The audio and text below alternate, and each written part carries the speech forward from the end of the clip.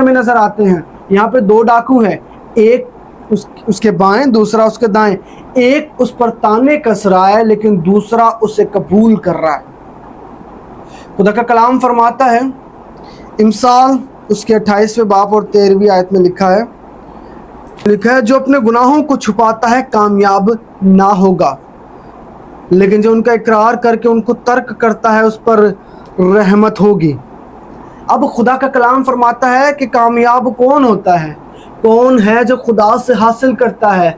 वो जो अपने गुनाहों को छुपाता है, या वो जो खुदावन पर ताने करता है, या वो जो खुदावन के ऊपर सिर्फ तानाज़ही करता है, या फिर अपनी ज़िंदगी का इकरार करता है और खुदावन को अपना मसीहा कबूल करता है। क्योंकि खुदा का कलाम फरमाता है, जो अपने गुनाहों को छुपाता है कामयाब ना होगा, लेकिन जो इकरार करता है और उनको तर्क करता है उस पर खुदा की रहमत होती है।